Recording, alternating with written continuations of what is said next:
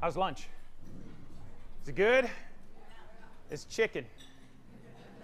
It's always chicken, isn't it? It's always chicken. Phil, you good on the mic? Yep. Okay. All right. Good afternoon, everyone. Phil, you good on the mic?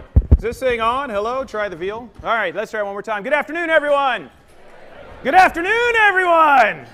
It's a little bit better. All right. I realize you guys are busy eating. My name is Brent Adamson. I am from an organization called CEB, and I've got about 50 minutes to take you on a tour of some of our new research. I want to essentially give you a glimpse into our latest book, which came out last week, called The Challenger Customer. But honestly, this is true. I've got a bit of a challenge. The challenge is I've got about 50 minutes to take you through what could honestly take hours and hours to do. So we're going to go to 6. I hope that's all right.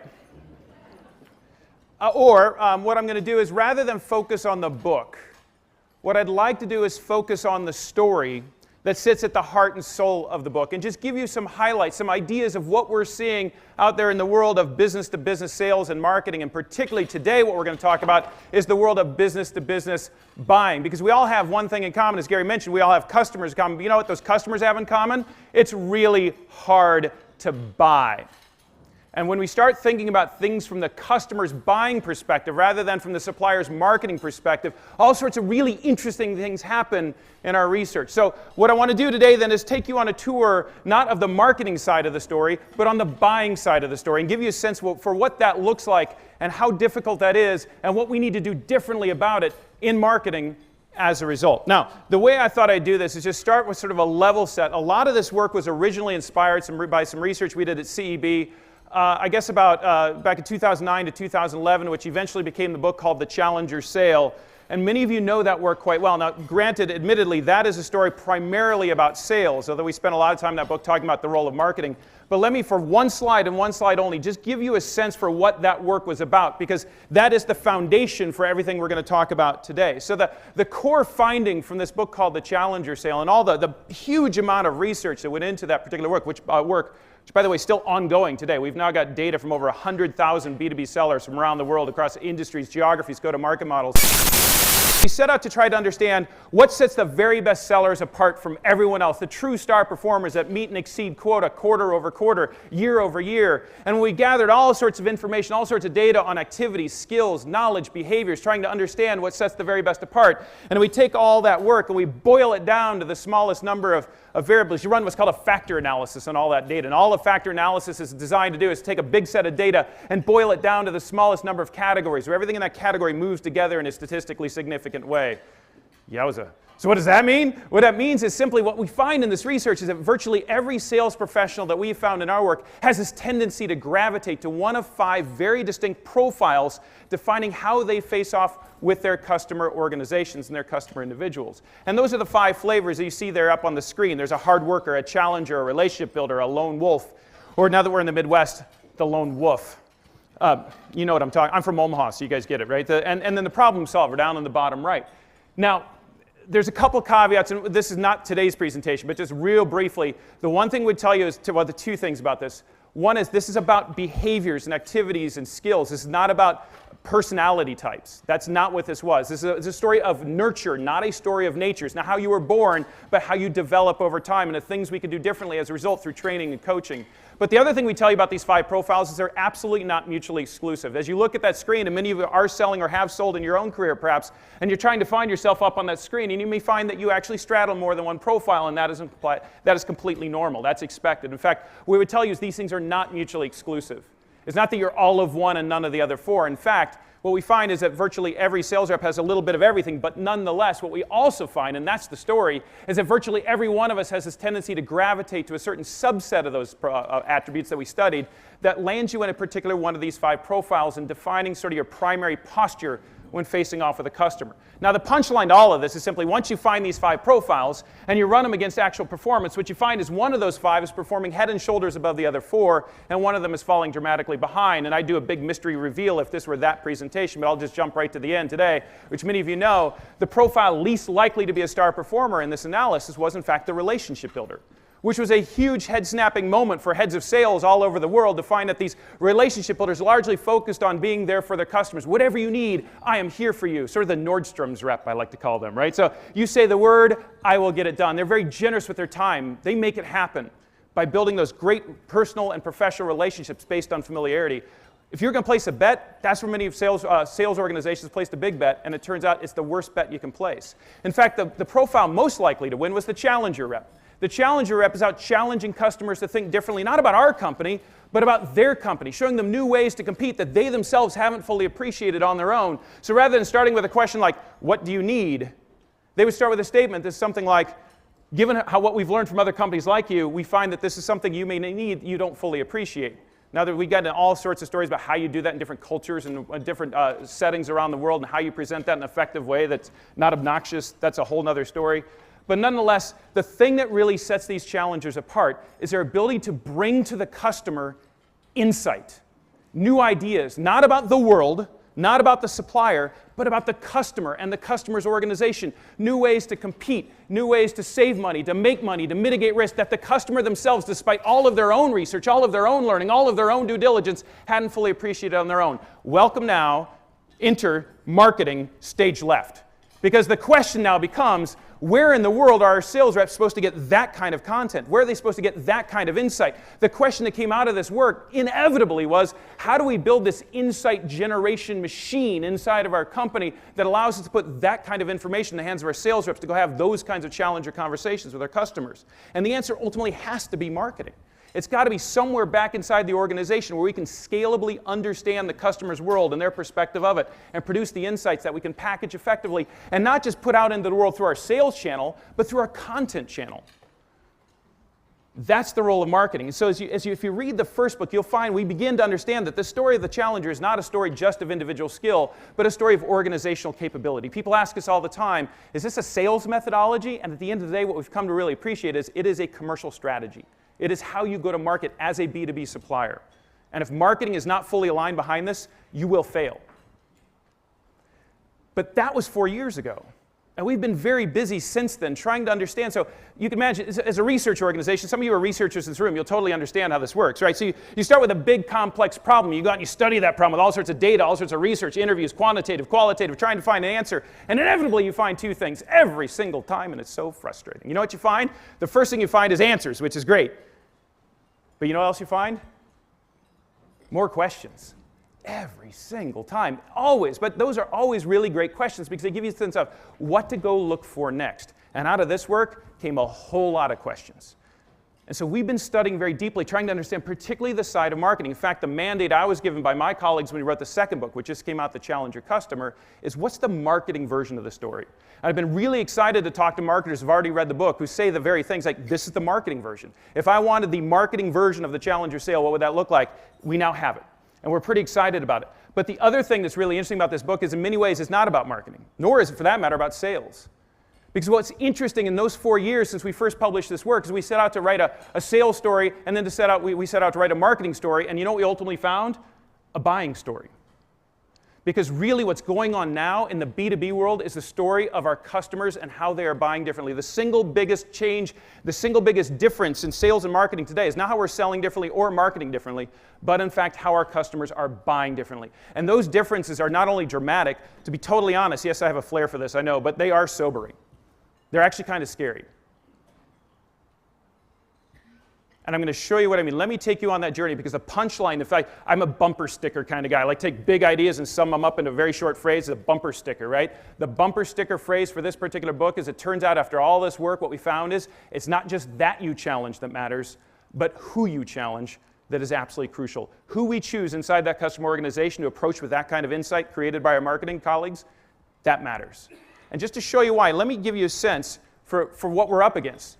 Let's now take off our marketing hat, take off our sales hat, take off our supplier hat, and put on our buyer hat for just a second. Think about things from the perspective of a customer. What I want to share with you first is this: let's go inside the customer organization and go on the buying journey, which we've represented across the bottom of that slide there with those 3 boxes. Now, granted, I think we'd all agree as marketers in this room, the buying journey is a little bit more complex than 3 boxes, right? If we were to map this out, I have, in fact, seen 5 steps, 10 steps. I've seen 14 steps. By the way, if you've got 14, it's probably too many, but that's okay. It's a different story. But nonetheless, let's boil it down here for just a very simple point that we want to make here. If we think about the customer, a B2B customer going on a buying journey, they start over there in the bottom left, and it's just sort of some status quo. Things are all right, they're just kind of steady as she goes. And then through some sort of process of exposure to new ideas, whether it's learning on their own, on the internet, through third-party consultants, or perhaps through a sales rep or a content created by a marketing team that has introduced them to a new insight that challenges their thinking. But one way or another, someone inside that organization sort of agrees on a new vision. And by the way, if we're the supplier that put that vision on the table, if we're the ones that brought that insight to the table, that's fantastic, because you know what just happens. We've already begun to skew that RFP into our favor. We've already begun to move that deal in a direction that is going to favor us, which is fantastic. And the better part of that story in that first arrow is that now with all the tools we have available to us in marketing, through marketing automation and all the Marketo and Eloqua and Silverpop and everything else we're using, we can actually see it happen. We can see people consuming those insights. We can see them downloading and sharing and clicking and liking and commenting. And the more the better. And you say, wow, they must love it. Woo! This is awesome. And your dashboard's all lit up green, and you can go back to your CFO and say, see all that money I spent on marketing automation? Totally worth it.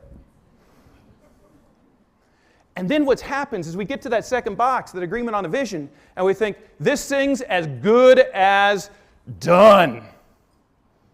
Sign me up. By the way, if you're a sales rep, you know what you're thinking?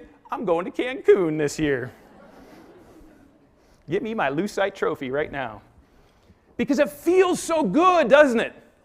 It's so, by the way, I mean, honestly, to finally be in a world in marketing where we get some of the fun that sales has had for years, where we can see customers engaging with our content, see customers getting excited about our ideas, we've got the technology to see that now. We don't have to be out there in the field in person to look them in the eye. We can watch it on our dashboard, and it feels great.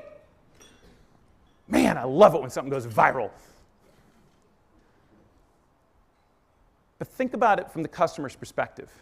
You've got someone inside the customer organization all excited about a new idea, hopefully one you've put on the table. Where's that deal now? It's got a long way to go. You know what? It's got a really long way to go. Because now that idea has got to wend its way across that long second arrow over to the actual purchase decision on the right. And think about all the things that needs to happen inside that long second arrow for that deal to go from an idea that one person supports to a deal that the entire organization closes on. Procurement's got to get involved. Well, that's a good start. If you're selling anything IT related, IT's got to get involved. And they're going to want to talk about the integration into other systems. End users are going to have a say. Oh, by the way, if it's a global solution, now you got the different geographies involved. You got different levels involved. You got different people involved. Here comes the legal department, the sales prevention department. And the whole thing, if nothing else, takes so much time just to make it across that long second arrow. And the chances of dying along the way aren't just high, they are incredibly high, as that customer organization struggles not with whether or not you rock, but whether or not they should do anything at all. By the way, a crisper value proposition won't necessarily solve for this, as we're going to see. This long second arrow, we've got a name for it. This actually came from one of our heads of sales and marketing. He simply called that is the solutions graveyard. This is where good deals go to die. And we watch this happen in reality and in our data over and over and over again. And it's so frustrating because, of course, what happens inside a supplier organization, all the companies here, is that as that deal moves forward, as it moves through your sales process and your marketing funnel, and we're investing in it, and each step of the way, we put more money in it, more subject matter experts, we build the RFP. Do you know how much it costs to respond to an RFP today? It could be up to hundreds of thousands of dollars. And this thing gets farther and farther down the pipeline. We're building forecasts off of that. We're sending it out to the CFO. We're sending that number to the street. And it gets about stage 6, and then what happens? Absolutely nothing. It just sits there. How many of us have a pipeline that looks like this? Right? It's the pig and the python problem. It all gets stuck right there in the middle, and we all step back and wonder why. What happened? And then the finger pointing starts, doesn't it? Well, if marketing would just do their job. Right? It's so incredibly frustrating, but this is the world that we live in today. That long second arrow is the birthplace of the challenger customer. This is where the story comes from, because we've got to understand what is going on inside the customer organization for us to traverse that long second arrow. And let me show you just what we're up against to make this happen, because this stuff is dramatic. This data here, this came out of our marketing practice about 2 years ago originally, and we've modified it, we've been developing it since. But what you see here is customer data. This originally was based on a survey about 3,000 individual customer stakeholders across every major industry, geography, go-to-market model. So these are all people inside a company, the kinds of companies you guys sell to, who are all involved in some fashion or another in a B2B purchase. Now, in these surveys that we've run all over the world, we ask them a whole series of questions about, because we're just trying to understand the buying journey. What does it look like to buy a solution today? Who's involved? How many people involved? What are the challenges you run into? What are the landmines you might hit? What's the information you select? How do you prioritize it? All that stuff. We want to figure that out, because it matters. So one of the things we did in this survey was simply this. We asked these are all individuals somewhere in a purchase process. And we simply asked them, what is the likelihood that you're going to, so how likely are you to purchase from this supplier sometime across the next 6 months? How likely are you to purchase from this supplier across the next 6 months? By the way, we also did this for 12 months, 18 months, 24 months, because many of us, of course, have longer cycle times. We like 6 because it captures just about every one of us in this room. Now, in the same survey, elsewhere in the survey, we asked all those same stakeholders, how many people are involved in your organization in that purchase process? And you take those two things, you map them together, and you get a line chart, a line graph that looks like this, that essentially tells us purchase likelihood relative to number of people involved in the purchase decision. So let's see what we got here. So let's start over on the left. So you start over on the left with one person. You remember the one-person deal? Do you remember the days of the senior decision maker? Let's face it, as marketers, a lot of us still think like this, don't we? Because we have to, because otherwise I got too many people and too many things to do. I got to pick someone inside the customer organization, say, that's our target. We sell to the CMO, we sell to the CIO, we sell to the CFO, whoever he or she is. We got to figure out what they care about and go after them. But that's not the world we live in anymore. But if we did live in that world, it would be great, because if we lived in that world, we'd be over on the left side of this chart. What we find is in those customer organizations where there's one person involved in the purchase decision, purchase likelihood stands at pretty high at 81%. By the way, I'd take those odds every single day. 81% is incredible. But look what happens when we move to 2. Just by dint of adding one more person to the purchase decision, purchase likelihood, it goes off a cliff down to the mid-50s. One of our members, as a head of sales and marketing, said, he said, I've got a long tail in my business. I sell to a lot of moms and pops, small and medium business. He said, but even there, I run into this every single day. It's like mom and pop don't always agree. And then things kind of bump along there in the mid-50s for a while, and then we get to 5. And look what happens from 5 to 6. We go off a whole nother cliff where purchase likelihood sinks like a stone down to about 30%. That is tough. And many of us are probably sitting there wondering, I wonder where we are on that graph. That's actually a really good question for all of you to think about. Sales marketing doesn't matter. How many customer stakeholders are typically involved in the purchase of one of your solutions? Do you know? You ever asked? We asked. We asked customers that question. Again, thousands of them, and they gave us an answer. You know what they told us? 5.4.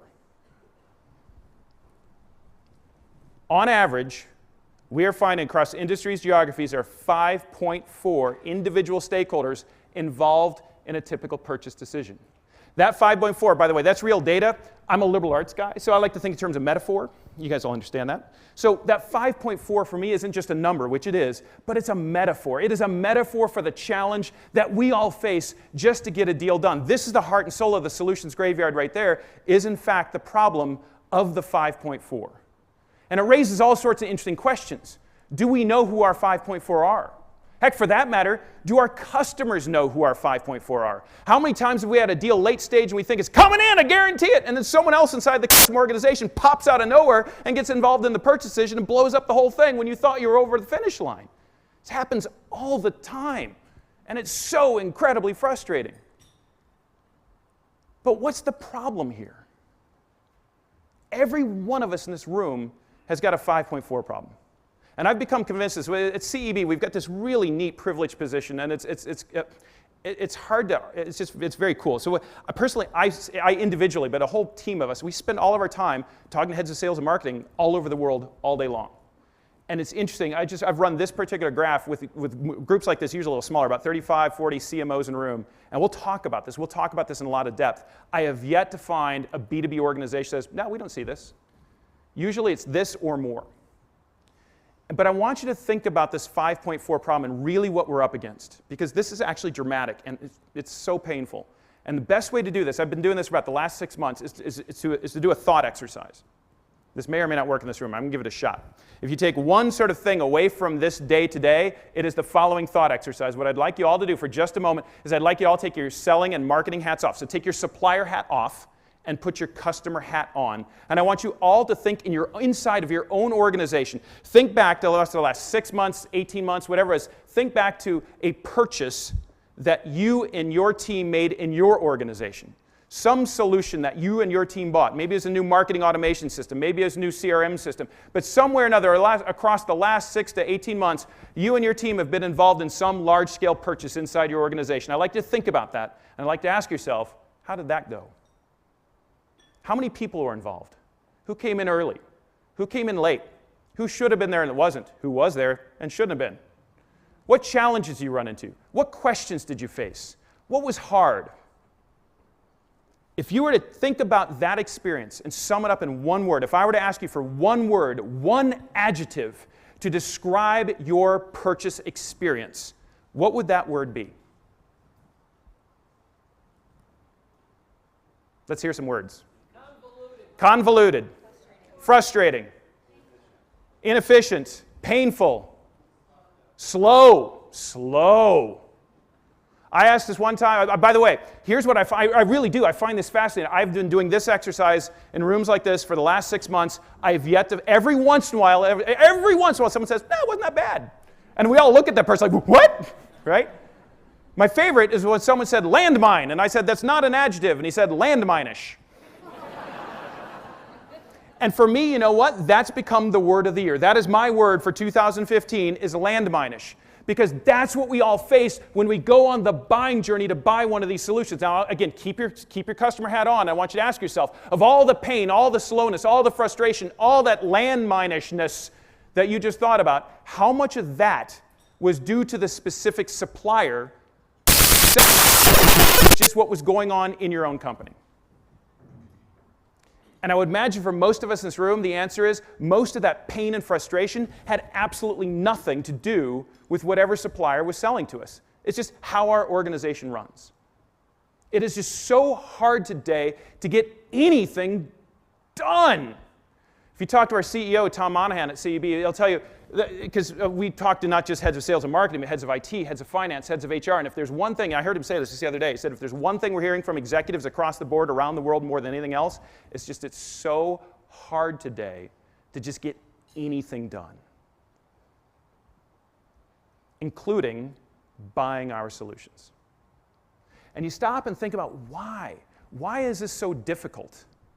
Well, in many ways, the reason why it's so difficult is because we don't just have a 5.4 numbers problem. What we've got is a 5.4 diversity problem. Because each one of those members of the 5.4 isn't just another person, it's another perspective, as they represent different functions, different geographies, different roles, different levels. So we all have the same story, right? We all used to sell to the C whatever, the CXO, right? So we used to sell to the head of IT, or the head of marketing, or the head of finance, or the head of procurement. But today, we've got to sell to all these different people at the same time because they all want to have a say in what's going on inside their organization. There's a number of reasons behind why this happens, whether it's risk aversion, whether it's the complexity of the solutions we're trying to sell in order to differentiate ourselves. But one way or another, there's more people representing more perspectives across the customer organization than ever before. It's not just 5.4 different people, but 5.4 different perspectives. And the trick here is the one solution we'd all love is to simply say, you don't need to do that. But you can't. You can't just make diversity go away. You can't walk into your customer organization and say, I don't think your CFO needs to be involved in this one. It's a non-starter. So what do? Well, let's talk about the strategy that most of us pursue. Sales, marketing, it doesn't matter. We all in this world have been forced to follow essentially a core strategy that defines what we're all up to. And again, I'll position this largely as a marketing strategy, but it's exactly what your colleagues on the sales side are doing as well. Well, I've come to call it the track them all down and win them all over strategy, which is in the world of the 5.4, the first thing I've got to do is figure out who the 5.4 are in the first place. And then I've got to get access to them. Now, on the sales side, it's hard enough because I got to go knock on their doors and see if I can get a meeting on the phone. But from a marketing side, it's even worse. Who are these 5.4? Where are they getting their information? Where do they go to learn? Is my content marketing strategy actually even set up to produce content that's actually tailored to what they care about? Is it put in a place where they're going to go to get information? Am I aligned to each member of the 5.4? Wait a minute, does this mean instead of having one piece of content, I've got to have 5.4 pieces of content? How's that supposed to work? But even just beyond getting access to them, we've got to figure out what to say, because each one's different. How I write content for a head of sales is different than how I write content for a head of IT versus head of HR versus head of procurement. And again, let's just take everything that's hard about content marketing and multiply it by 5.4. How's that working out?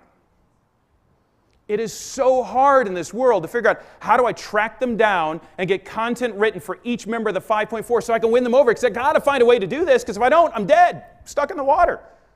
And then I got to figure out what each one of them cares about. We call this the track them all down, win them all over strategy. And the idea here is whether it's sales looking them in the eye, or whether it's through content, watching them in consumer content. If I can get that person on board, check. And then I try to get the next person on board, check. And I try to get the next person on board, check, check, check, check, 5.4 times. We call that the collection of yeses strategy.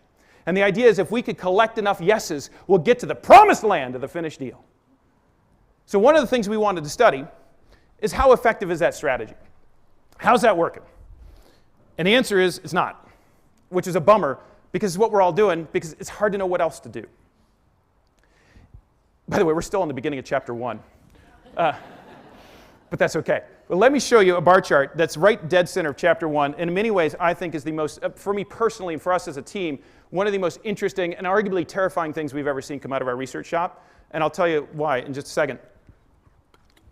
What you're looking at here is a bar chart that measures, if you look at the vertical axis over on the left, it measures something we're going to call change in likelihood of making a high quality sale.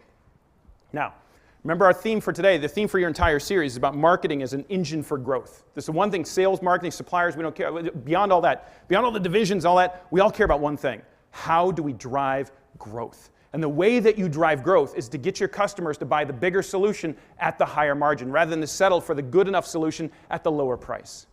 We call that a quality sale. So a quality sale is the sale where your customer did not settle for the lowest common denominator solution at the lowest price, but rather opted to go with a bigger solution at a higher margin. That's the kind of deals we all need to do in order to grow our business. Sales, marketing, doesn't matter. We call that a quality sale. Now, in measuring so there's all sorts of ways, and we've been studying now quality sale. We've used that as our core metric now. We've been doing this for about a year and a half. And everything we do now, we run it through the quality sale engine, right? So we're trying to figure out what are the things that we can do to have a material impact on driving up the likelihood of a quality sale. So one of the things we did here is we took our track them all down, win them all over strategy, right? We got to find each of the 5.4 and then personalize our content to what each one of them cares about. How many of us, by the way, have been focused on personalization of our content over the last 5 years? We've seen sort of a reemergence of personas. If we can build better personas to understand each of those 5.4, then we could tailor our content to what each one of them cares about. Let's take that strategy and run it through our machine and see what we get. So the way to read this bar chart is essentially there's 2 bars. Each of those bars represents one component of that strategy. So you got the first bar is the gaining access to each one of those stakeholders, whether it's through your sales reps or through your content. And then the second bar is being able to better position our offer on the merits of individual value to that particular stakeholder. All right, so that's the track them all down and win them all over. Now, here's how you read that bar chart. The way you read this bar chart, it's the same for each bar, is essentially this. Let's start with the axis bar on the left. So the axis bar, what that axis bar on the left tells you is this. If you were to go from below average performance to above average performance on winning access to each member of the 5.4, you'd be 4% more likely to win a high quality deal. So if you go from below average performance to above average performance and winning access to each member of the 5.4, you'd be 4% more likely to close a high quality deal. Now, I don't know about you, but you're probably thinking something like, 4% doesn't seem like very much. And you know what? You're right. It's not. That's kind of a bummer. But as weird as it is that that's so small, you know what's so much weirder? It's the bar on the right. Take a look at the bar on the right, because the way we read the bar on the right is the exact same way. The way you read the bar on the right is like this. If we go from below average performance to above average performance on positioning our offer to what each individual stakeholder cares about most, we are actually 4% less likely to drive a high quality sale. The better we get at personalizing our content at the individual level, the worse things become. And when you dig into this data one level down, the better and better you get, the worse and worse it becomes. It's actually pretty linear. That's terrifying. And by the way, and this is all true, I don't want to get too sort of navel-gazing here, but when you've got your name on the cover of a book called The Challenger Sale, which revolves around 3 fundamental skills of a sales rep, which is your ability to teach, tailor, and take control, and then the research team comes back with that bar chart, you kind of panic. So the first thing that you do in this world is you tell the research team to rerun the numbers. They did 5 times. We ran this, and we worked this model over backwards and forwards. We reran the numbers, we remodeled the data, and we could not make this finding go away. But it doesn't make any sense when you first look at it, does it? It's like but think about all the time, money, and effort that we've all spent as marketers to do a better job at personalizing our content. And I've got data that says personalizing actually hurts you? That's troubling, to say the least. By the way, we're thinking about titling the second book, Psych, but that would... That's not very cool, is it? But you got to stop and wonder, so what's going on here? And of every piece of data that we have found coming out of our research shop over the last at least 12 years I've been there, this one bar chart to me has been the most interesting. And the reason why is this. Because this one bar chart, the journey that you go on with this bar chart is fascinating. Because when you first look at it, you think there's no way that could be possibly true. And then when you understand what's going on behind it, you think, how could I have missed that? So let me show you what's going on behind this bar chart. Because what we have here, remember, is we've got a diversity problem. It's not just 5.4 different people, but 5.4 different perspectives. And somehow we've got to figure out how to manage that, but we can't, because we can't tell the customer to stop having all those people involved. So we've got to find a way to get after this, and we'll come back to that bar chart in just a second. So if we think about this problem a little bit deeper, what we've come to appreciate is we don't really have a diversity problem, which is not solvable, but rather something we're going to call a dysfunction problem, which the good news is addressable. In fact, what we found in our survey data of all these customer stakeholders is we asked them a series of questions around just how dysfunctional was the purchase process inside your organization. Remember all the words you guys use? Long, painful, slow, frustrating. Those are symptoms of dysfunction, right? The way that we measure dysfunction inside these customer organizations as part of this purchase process is getting customer stakeholders to respond on usually a scale of 1 to 7 to the degree to which the things you see in those blue boxes across the bottom page were happening. So the degree to which stakeholders don't have a fair say, where stakeholders avoid discussing key issues, or stakeholders have multiple disagreements. The higher you score in all those dimensions, the higher the score we gave you for dysfunctionalism. Now, the other thing you can do is you can take stakeholder dysfunction and you can map it to diversity. Not surprisingly, the two are relatively highly correlated. As diversity goes up, so does dysfunction. As more people with more perspectives and more concerns and more, as one member in Melbourne put it just a couple of weeks ago to me, more agendas than ever before come to the table to make a decision, the dysfunction of that group goes up as a result. And where it gets us is really dramatic, because where it gets us is this. This is this little Venn diagram. It's just a very simple graphical way. It's a picture. Again, I'm from Omaha. I like simple stuff, right? So I like pictures. And this graphic here is just meant to be a picture to kind of explain what's going on here, the dynamic of the 5.4 as they come together to try to make a decision around a purchase process, around a purchase, or for that matter, around anything. Because if each one of those 5.4 doesn't just represent a different role, each one of them represents a different agenda, what we call a different mental model. So not to get super fancy here, but a mental model is simply, as you see on the screen, your goals, your priorities, your metrics, your means, the things that are important to you and your organization. That's what matters to you from your perspective. And each one of those members of the 5.4 is going to have a different mental model. Now roll tape on this, as I like to say, right? So let's say that group comes together to make a purchase decision. They've got to get together at some point, right? Either figuratively or literally, around a table, on the phone, over email, one or another. They've got to make a collective decision, because they decide these things as a group. Remember, the days of the senior decision maker, they are over. Today it is purchase by committee. And that committee's got to make a decision. Now, what's interesting is if you dive into sort of group learning and group, there's all sorts of interesting behavioral psychology around groups and how groups work. And one of the things we know from all that work, this is well beyond CEB, but one of the things we know about group learning and group projects and group collaboration is one of the first things a group will do when they come together to make a decision is they'll compare notes to figure out what do we have in common? What are the points of agreement that we already have? Now, in a world where our number one challenge isn't just 5.4 different people, but 5.4 different perspectives, what you're going to find is that group is going to have actually very little in common relative to where we need them to be. And watch what happens, right? So if that group comes together with those very divergent mental models, those very different perspectives on what they want to do, what's important, what's the problem, what's the best solution, if there's very little overlap in those mental models, then that group can agree on very little. And this is where good deals go to die. It's in that tiny little triangle at the center of those 3 circles. By the way, we did 3 because drawing 5.4 is really hard, but you get the idea. I mean, extrapolate this out across more and more people, and it gets that much more complex over time. We call this the lowest common denominator phenomenon. The lowest common denominator phenomenon is simply the fact that your customer stakeholders will come together and make a purchase decision based on what's easiest, most expedient, what they can agree on now. Now, here's what's interesting.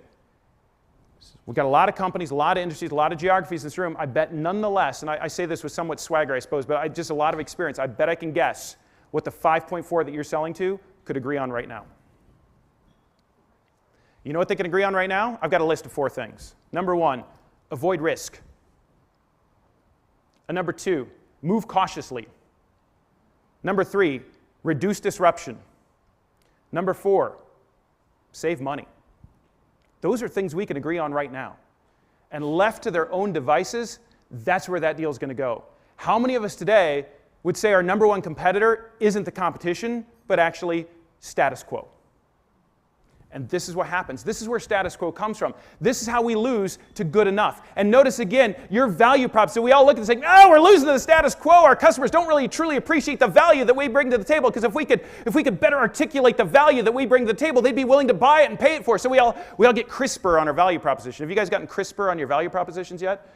One CMO told me we've gotten so crisp on our value proposition, we could write it on a cracker. But notice that getting crisp on your value proposition won't solve for this problem, because what we have here isn't a marketing problem. What we have here is a buying problem. And that's a really interesting thing to think about. Because now we can play back that bar chart we looked at. Remember we looked at it and said, the better you get at personalizing your content, the worse the deal becomes. That doesn't make any sense, but actually in this world it makes complete sense. Because in a world where customers' mental models are already highly divergent, if you get better and better and better at personalizing your content to what each one of those individuals cares about, what happens? You actually wind up exacerbating the difference rather than overcoming it. You actually drive them farther apart rather than bringing them together. And what we've got to do in this world is find a way to do the exact opposite, to reverse the polarity on those circles, on those arrows there, and bring those circles closer together, to increase the size of the footprint at the center of those circles, because that's where deal quality is won or lost. And what it tells us, here's another bumper sticker for you, but it tells us sales marketing doesn't matter. As suppliers, we have got to find a way to do a better job, not of connecting individual stakeholders to us, but actually finding a better way to connecting individual stakeholders to each other, around things that we don't even influence. Because the thing that they're finding frustrating has nothing to do with us in the first place. This is really hard. And yet, if we don't solve for this problem, there's certainly no guarantee our customers will do it for us. We only have to look as far as our own companies to see that on our own. This is, again, the source of the challenger customer, because it turns out, boy, it's dark now, isn't it? I was like, this is like scary stuff. I'm so depressed right now. And we're still in chapter 1. So now we got to talk about solution. And by the way, just for the record, I'll go for about another 10 minutes or so, and then I'll just open up for it. But here's what I want to do for 10 minutes. I want to give you some hints at the solution. And again, there's 8 chapters on here's what we got to do, here's the steps you take, here's examples of real companies doing, here's the very tactical things you can do. This book, I really hope that you'll find it valuable, because we wanted to write it in a way that you can come out of this book saying, I know things I can go do as a result of this.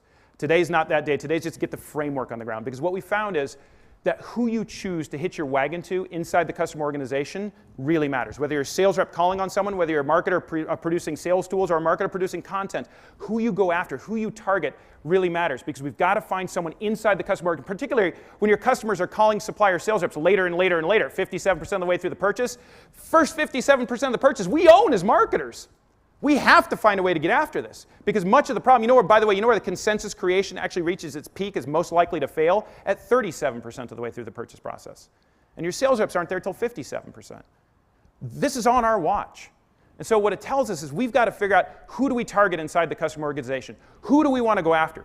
Well, we went after this in the same way we went after the challenger rep data, trying to figure out, well, what are our choices? Who would we want to go after inside of a customer organization? Well, let's think about who might be an option for us. So we went out and we studied customer stakeholders.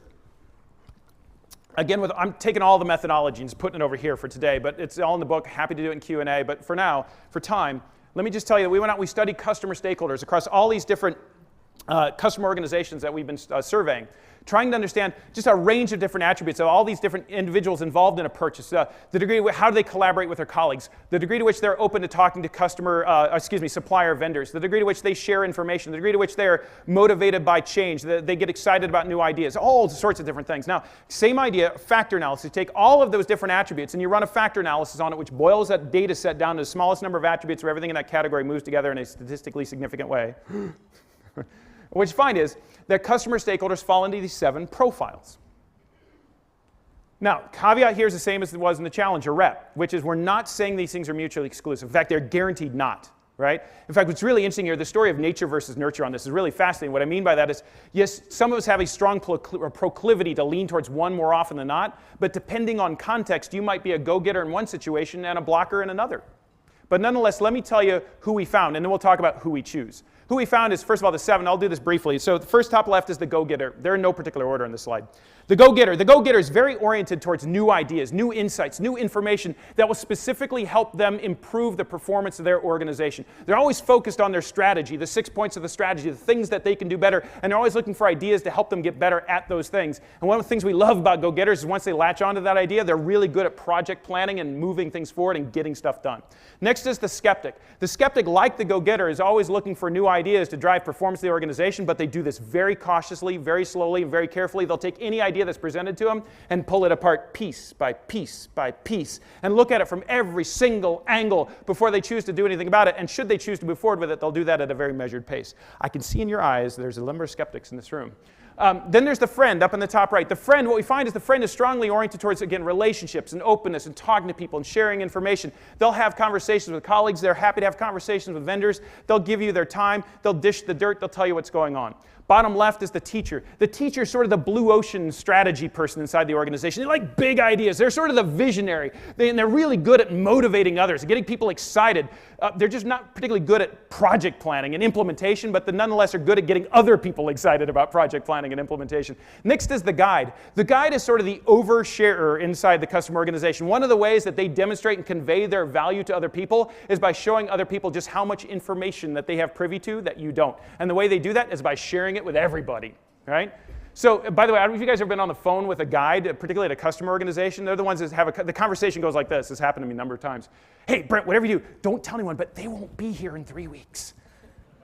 It's like, I don't want to know that. I got to talk to that person in an hour. It's like, this is awkward, right? But that's the guide. The next is the climber. The climber is the what's in it for me person, the with them person. They are solely or largely focused on personal advancement in their career, trying to move up that ladder. So it's not about the company performance. It's about individual performance. And finally is the blocker over on the right. Now, what's interesting about the blocker is they're strongly oriented towards the status quo. They're very strongly oriented towards what we are doing now is good enough. This is the customer tells you that they're in year 2 of a 3-year implementation plan. They're in execution mode, so they don't need your solution. What's interesting is even if you want to talk to a blocker, they don't want to talk to you because they don't see a need. They just don't see a need. So sometimes you do the change of voice strategy. You have the sales manager call them. They won't take that call either, by the way. All right, so there's your choices. Who do you choose? Well, we were curious about this, trying to figure out who do you choose. So we combined this data with a large sample of about 3,000 sales professionals, and we asked sales reps who they choose. And in this survey we did a couple years ago, we ran a survey with sales professionals, B2B sales reps all over the world, and gave them a whole set of attributes saying, of all these attributes, which are the ones that matter most on a scale of 1 to 7 for you in choosing which customer stakeholder to attach yourself to. And there'd be things like seniority, budget authority, title, role, all that kind of stuff. And then we took that data and we cut it by star performing sales reps versus core performing reps. And you know what we found when we looked at star performing sales reps? They care about 2 things and 2 things only. No one ever told them to do this, but they do. Star performing sales reps, they care about 2 things and 2 things only in selecting a stakeholder that they want to attach to. And you know what it's not? Let me tell you what it's not. It's not seniority. It's not budget authority. It is not title. It is not box on the organizational chart. It's not any of the things that we rely on in marketing to allow us to produce scalable content. It's frustrating. You know what it is? It's the ability of that individual to drive change and build consensus. More than anything else, that's what star performers told us they care about. We care about finding individuals inside the customer organization who are particularly good at driving change and building consensus. Now, why change? Because that's what we all sell. Every one of us in the room, doesn't matter what you sell, we all sell the same thing. What we sell is change.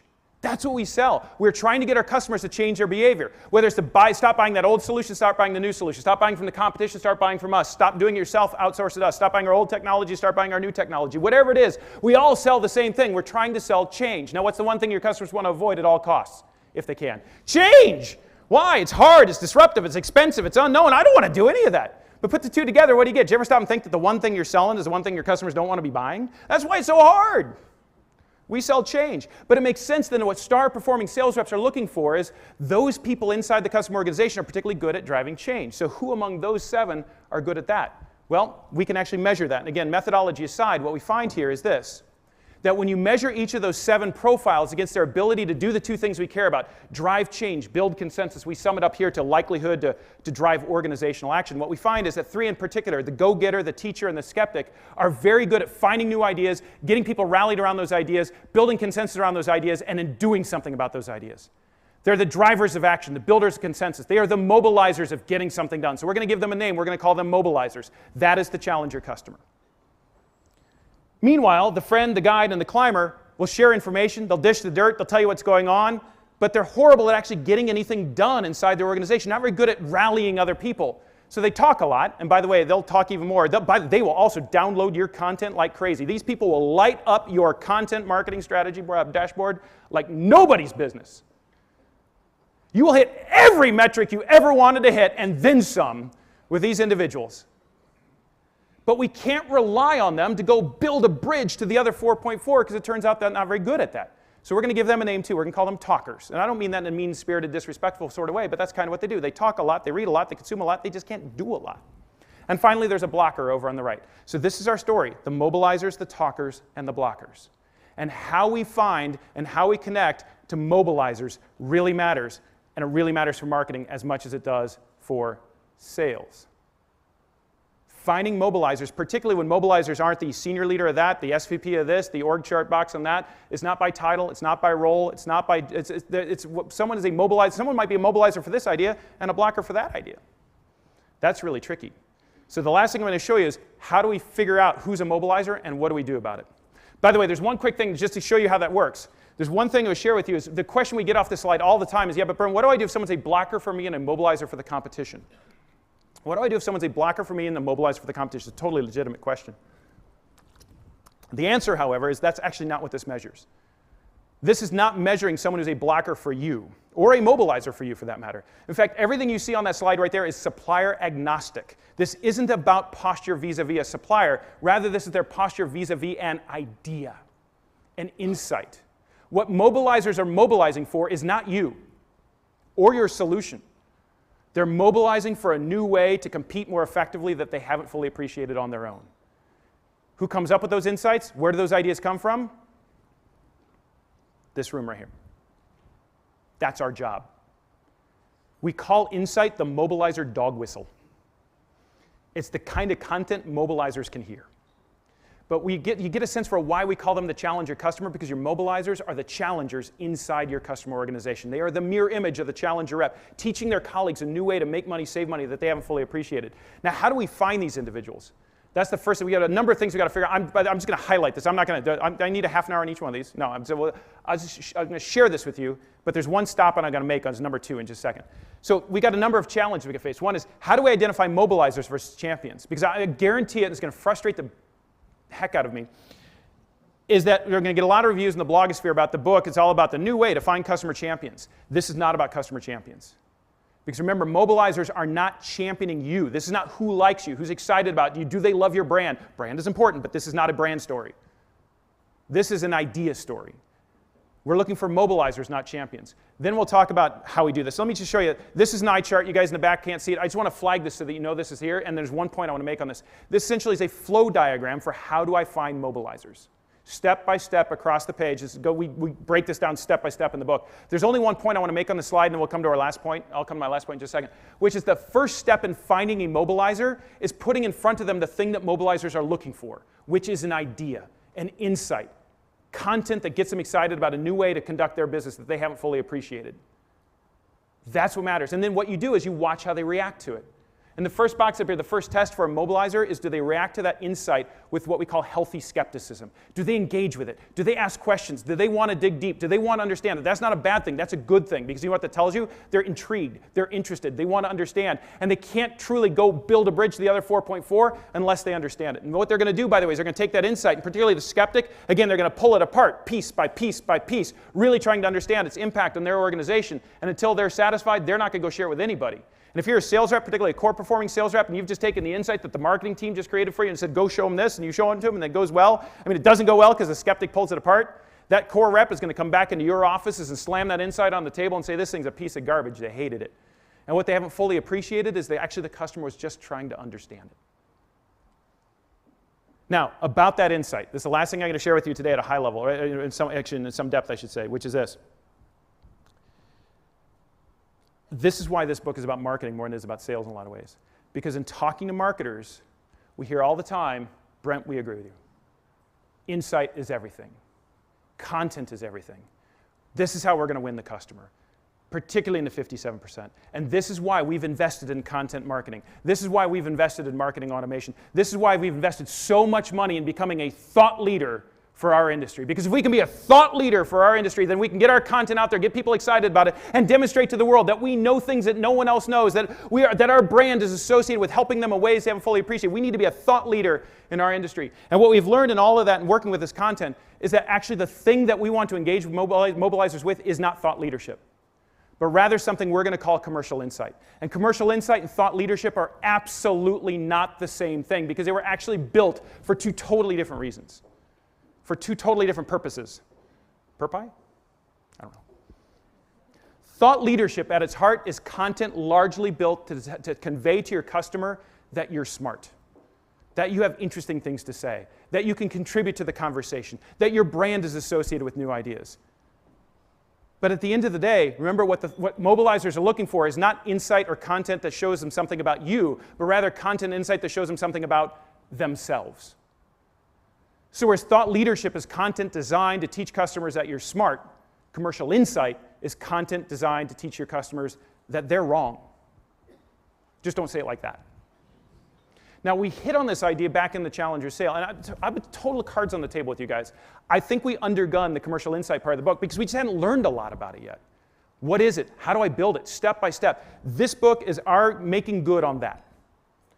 There's 3 full chapters in this book about what is commercial insight, where does it come from, how do I model it, how do I create it. It all sums up, though, in this last thing. I'm going to skip a couple slides and sum it up with just a very simple diagram. One last simple diagram for a day. We call this the A to B. The A to B is simply just a very simple statement of what we need to do with our content.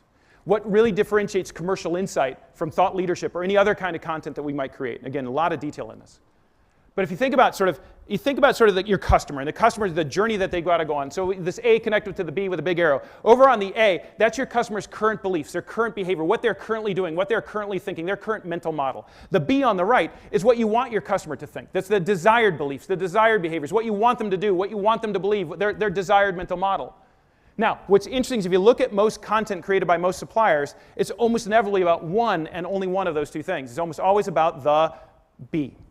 It's almost always about the new idea, the new solution, the new perspective, the thing I want you to do, the new technology I want you to embrace. And so we build all sorts of material around it, right? We build the ROI document that demonstrates the ROI of the B. We bring out the customer testimonial testifying to the value of the B. We bring out all the companies that went on the journey and saw the value of the B. And what's interesting, when you do that well as a marketer, right, you get people all excited and say, you're right, that B is amazing. I want that B. And you're thinking, I got it. Woo! Feels good. And then they say this. I love that B. I want that B.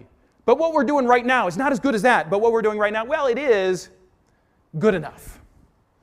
So while I will look you in the eye and stipulate you right up front that your solution is better, I will tell you that what we're doing right now is good enough. We lost that battle. But we didn't lose that battle because we failed to win the B. We lost that battle because we failed to win the battle for the A. The A is what they are currently doing. And that's what we got to break before we build the B. We've got to explain to our customers diplomatically, professionally, culturally correctly, with data, credibly, but nonetheless, somehow we've got to demonstrate to our customers that what they are currently doing is costing them money, exposing them to risk in ways that they haven't fully appreciated on their own despite all of their own learning. We've got to break the A before we build the B. Because what are we selling? We're selling change. What do they want to avoid? They want to avoid change. They're going to be stuck on that A unless you can get them off of it. Our friends over at CDK Global, it's a spinoff of ADP, they've got a phrase for this with their permission. I use it now everywhere. This is how they train their sales reps. They say, we've got to teach our customer that the pain of same is greater than the pain of change. We've got to teach our customers that the pain of same is greater than the pain of change. This is how you create momentum towards change. This is how you don't just create a collection of yeses, but what we call a collective yes. And it's a collective yes across the 5.4 for a common view of what they need to do. The last two things I'll just mention here and then we'll stop is that the third thing is just because someone's willing to mobilize doesn't mean they're able to mobilize. So they're going to need help. They're going to need to understand who are the 4.4. What do they care about? What are the questions they're going to ask? How would I address them? What are the objections they're going to have? How would I handle them? What data will I need? What stories can I tell? We call these mobilizer playbooks or coaching kits. And we've got examples of them in the book. And you know who they're all created by? Marketing. And they're deployed through content marketing as much as they are through sales teams. But you've got to find your mobilizer, connect your mobilizer, coach your mobilizer. And the last thing we're just now really getting into, we touch on this back of the book, which is you cannot help your customer through the purchase process unless you know where they are in the purchase process to begin with. Which means we have to build a purchase process that is verified around actual customer behaviors. More on that to come, but what we're focused now on building a customer verified purchase process, because one of the things I'll tell you right now from marketers, you guys will appreciate, for those of you who are members, and there's a number of you in this room, and you've come to our retreats that we're running right now, all the research we've done since we wrote the book over the holidays, in the last 6 months, we've got a whole new body of content, which I guess is maybe chapter 1 of the 3rd book. I don't know. But it all starts with a simple question I'll leave you with, which is the next time someone downloads a piece of your content, a white paper, an ebook, a workbook, whatever it is, the next time someone downloads a piece of your content, ask yourself, what does the consumption of that piece of content tell you about where they are in the purchase process? What does the consumption of that piece of content tell you about where they specifically are in the purchase process? For most of us, the answer is I have no idea.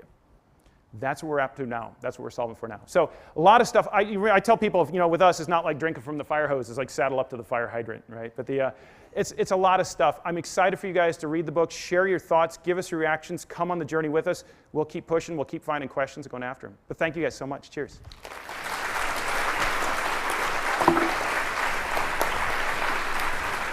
Thanks, Greg. Brent, that was fantastic. We just have a few minutes for questions, but don't forget the Unplugged session. We're going to start up at about 1:40, pretty quickly after we adjourn lunch. First question, we've got a woman here with a volunteer with a microphone. We'll have time for a couple. First question, though. You've got a couple chapters, Brent, you said about companies doing this. Who's a company in your mind who's made the transition from, if you will, from thought leadership to commercial insight? There's a couple. There's a number of them, actually, and there's more and more every year. The best examples for large companies, Xerox is well down this road and has done some really amazing things with sales and marketing, really collaborating effectively. We go through that in a lot of detail in the book. Skillsoft is a smaller company doing some great work on this. Jeff Lowe is the head of marketing up at a company called Smart Technologies up in Calgary. Jeff's one of the smartest marketers I've ever met. What he's done is he's found a way to do this scalably. So and all these examples are in the books. These are real companies really doing things around this stuff and doing it well. Great, Brent. Phil, do you have a question by any chance? Very impressive what you said. There's a microphone. It's coming right here. Phil Kotler. Very impressive because I've been in marketing all the time, and I also saw a lot of the tension between sales and marketing. Yes. And wrote that article called Ending the War Between Marketing and Sales. Yeah. Now, is marketing up to what you're asking them to do? I think, Professor, that's a great question. I totally honestly, I think the answer is we don't know. Yeah. What we've got here in this book is a admittedly very high bar for B2B marketing. And whether it's sales and marketing finding a way to collaborate or just building new capabilities that frankly they haven't had to rely on in the past. Your next book should be about what should happen in marketing to make them more able to generate insights and to help lead their customer to commercial insight. Agreed. In fact, if I may, some of that is already in this book, and there's just one quick thought on this that's hopefully helpful to everyone. Just to leave you with one quick thought on that question, which is if you're going to truly break down an A, what do you have to understand in the first place? The A. You've got to understand how your customer sees their business, what they think is important. Now, keep in mind, what we do in marketing is we talk to our customers all the time, right? We have surveys, we have voice of the customer, net promoter scores, SAT scores. We survey our customers all the time. Virtually every time we go out and talk to our customers today, though, it's always with a view towards how do our customers think about us? Do you like us? Would you recommend us? Are you satisfied with us? Did you like the service we provided to you? All of that stuff's really important.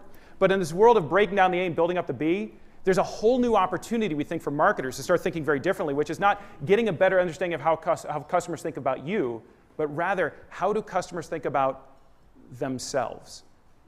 How do they see themselves? But if there's one word, and it's buried in the back in the acknowledgments, but there's one word I'd sum up for this entire approach, it is the word empathy, which is a frustrating word because it's a bit loose, but it really matters. Trying to put yourself in your customer's shoes and see things from their perspective matters. Excellent. We've got one question. Yeah, please. First of all, great, wonderful presentation. Thank you. You successfully energized me and depressed me all at the same time, so kudos.